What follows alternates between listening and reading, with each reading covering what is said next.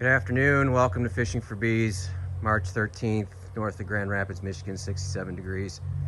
It's about 1 o'clock in the afternoon. So we're up here checking the reserves. We already checked the reserves in the holding yard. We have a video up on that, somewhere close to being out of fondant and approaching starvation.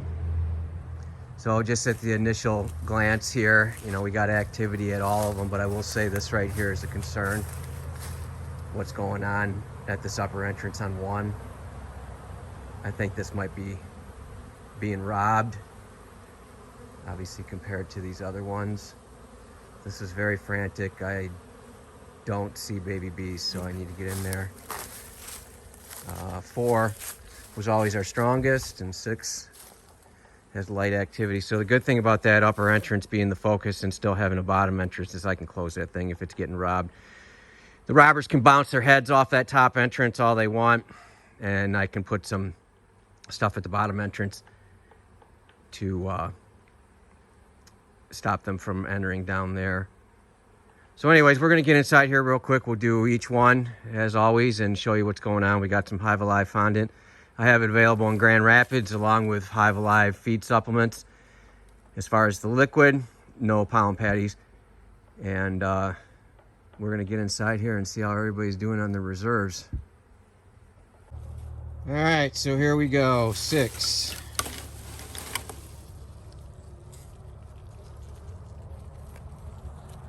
Nothing needs to be done with this one.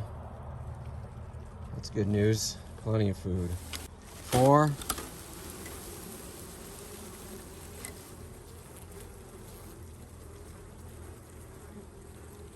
This is a lot of bees and they need food. Here's 8. This is a single.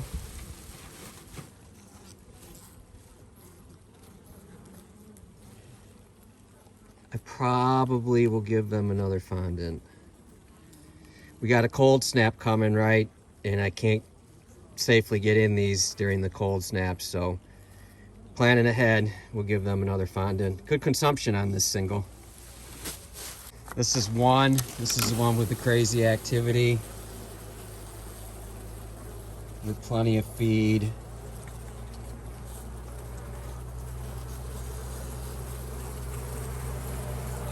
They do not like their temperament. Something's going on with this one. I'm going to close that top entrance. Problem with that though is if these are robbers, they're going to have to try and figure a way out, and it's going to be a heavy battle. I'm not sure what's going on with this one. Here's 0.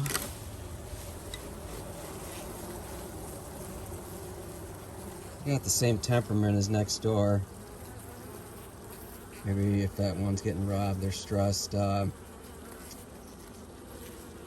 think I'm gonna have to give them some food. Here's the nuke.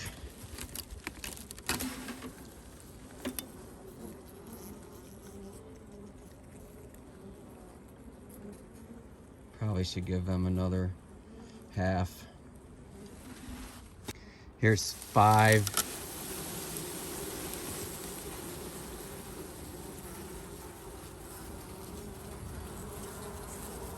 Do some rearranging. Maybe give them another one too. So one of the things I did last time was they have a hard time getting it out of the corners of these fondant. You can see you can keep opening it, but it gets to a point where there's not enough in here to support the life of these big colonies if there's an extended period of time before I get here. So what I do is I pull it out of the corners or whatever's left and turn it in to rectangular, like what you normally would pollen patty, right? So I just put a piece of paper down. Wax paper would probably be the best. I don't have it on me.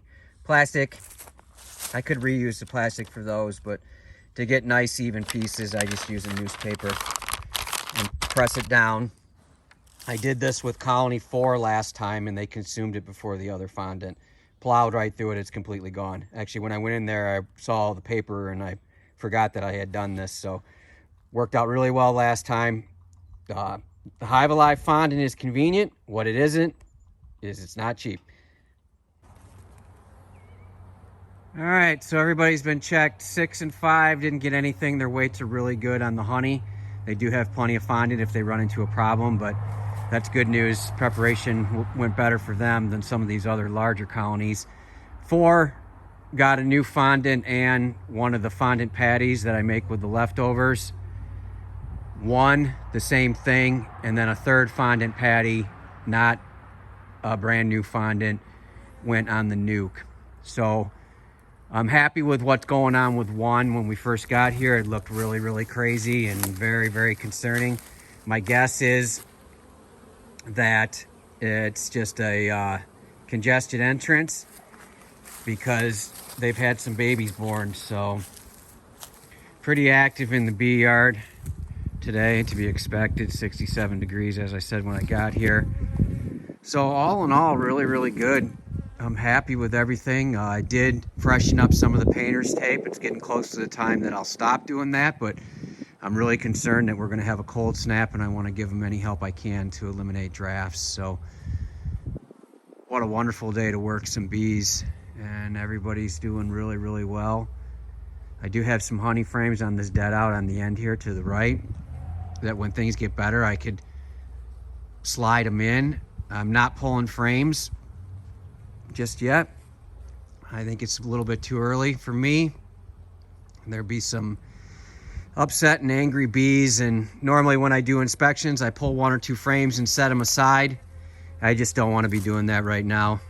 Of course, I could have done it with the temperature, but these brood need pampering. One of the things that one of my viewers brought up in the comments from the video yesterday was that they have 2.5 frames of brood.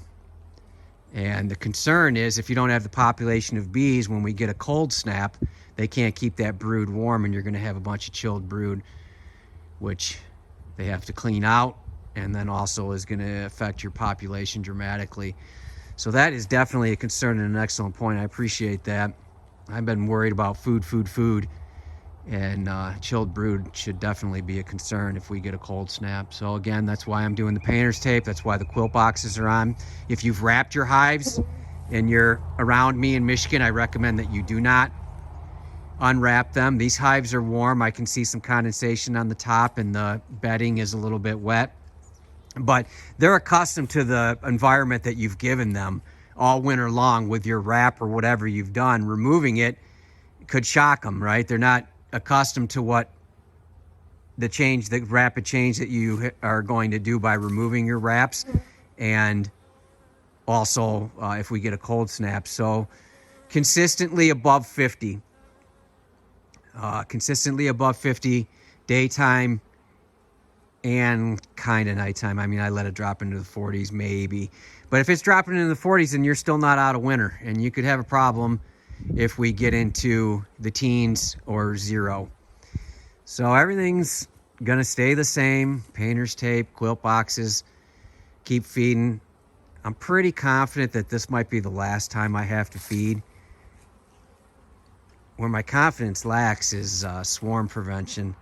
This is gonna be a crazy year, so stay tuned. Obviously, my channel was made for catching swarms and not necessarily for a ton of beekeeping, but if you're going to catch swarms, you're going to have to learn to be a beekeeper, and personally I think there's no better way than with Freebees. I've really enjoyed it. I've never purchased bees. I've never done a split. Every one of these is a colony that I caught, and I feel completely blessed. I add them up, 150 bucks, 225, whatever you want to call a nuke.